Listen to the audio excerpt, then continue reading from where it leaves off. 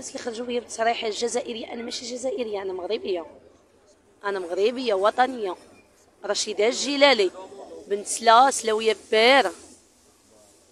ولكن انا باش يقولوا لي جزائريه ويتهموني، اييه انا كنهز درابو تاع الجزائر والمغرب خوا، ولكن باش يديروا عليا جزائريه ما نتقبلهاش. حسبي الله ونعم الوكيل. كنت غنمشي غنرفع عليهم دعوه قضائيه، غنمشي ندعيهم باللي دايرين تبليغ مزيف، دايرين تبليغ في التيك توك مزيف. البارح طلعت مع واحد اللايف بدا كيسبني وبتهزني وما خلاو ليا لامي حتى ما قدو. زاديت في سيدي افني، الاصول سيدي افني، ولكن تربيت في سلا، جيت صغيره بنت عام لسلا.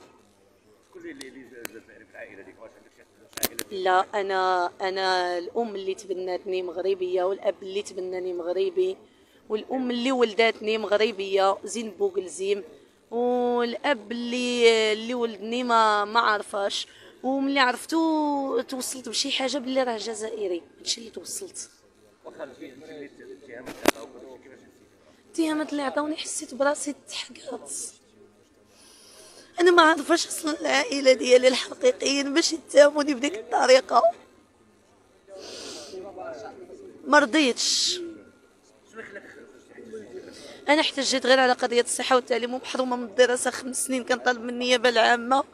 انا باغيه ندوز التسعه ديالتي حره، وحتى انا نكون كنقرا، وحتى انا نوصل المناصب اللي نتمناهم، حتى انا نكون حتى انا في خدمه الشعب وفي خدمه المواطن.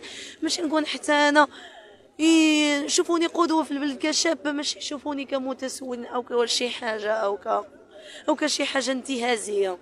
واخا شنو بالك بداك التخريب اللي كان داكشي، واش كنتي كتعرفي ان كيبان لك ان غيكون داكشي ديال التخريب ديالو الشباب؟ ما نويتوش. هذاك حنايا تخربت بوسط حدانا، مازال لي حتى الان كنبكي. بقى فيا داك التخريب اللي تخرب حدانا. الشباب المغربي عيب عليكم باش تخرجوا في مظاهره سلميه، مشيتو خربتو باش نمشيو للناس اللي بوزوازي، مشيتو الاحياء الشعبيه فين مربيين، مشيتو للابناك، مشيتو للبوسطات. شنو داروا لكم هادوك؟ شنو داروا لكم؟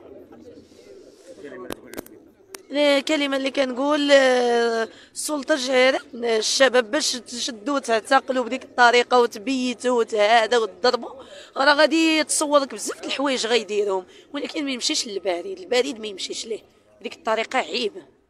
وكنقول شكرا وعاش الملك، الله ينصر سيدنا.